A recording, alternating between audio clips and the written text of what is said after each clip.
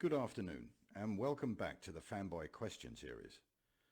This question will address a concern I have over the validity of the premise that the moon is the reason we experience tides.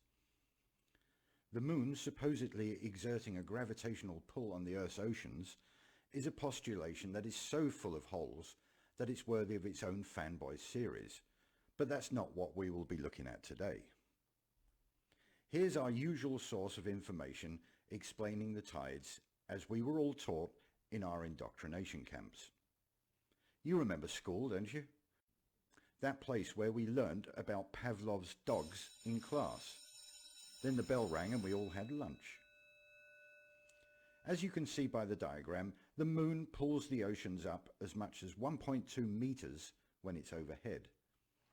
I find it puzzling that this same gravitational pull doesn't seem to affect smaller bodies of water the same way. The force is a constant. It's exerting the same force on an ocean or a pond.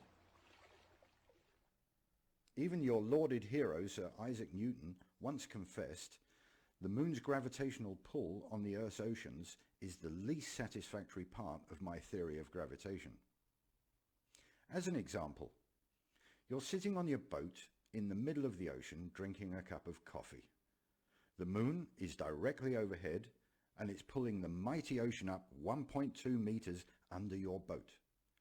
But your coffee stays perfectly stationary in your cup. An unknown force is lifting trillions of tons of water in the ocean, but leaving a few grams of coffee completely untouched. Our bodies are 55% water. Shouldn't the moon have an influence on us as well?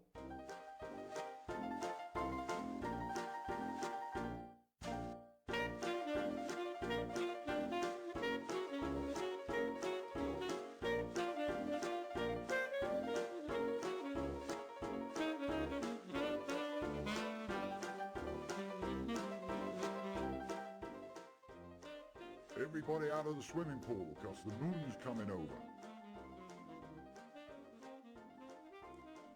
The purpose of this question is not to argue the validity of the gravitational claim. It is simply to ask, where else in nature does this form of selective force exist?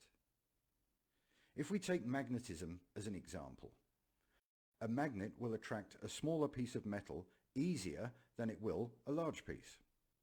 In our physical, observable world, a constant force will affect a larger mass object less than it will a smaller mass object. A magnet will easily pick up a paperclip, but that same magnet cannot pick up a car. If we extrapolate this easily provable natural phenomena to the moon's alleged gravitational pull on the oceans, then surely the same force should also affect every body of water, however small, in the same way. If your argument is based on a greater surface area having an exaggerated gravitational pull, then how do you explain the well-documented facts that smaller bodies of water can have extremely high tidal displacement, but can also have no tides at all? The Caribbean is a perfect example of a non-tidal group of islands. Sitting between three large bodies of tidal water, the Caribbean islands do not experience tides. The Bay of Fundy has a huge tidal range of about 4 meters, sometimes reaching 16 meters. But Lake Ontario, which is comparable in size and only 500 miles away, has a tidal range of less than 5 centimeters.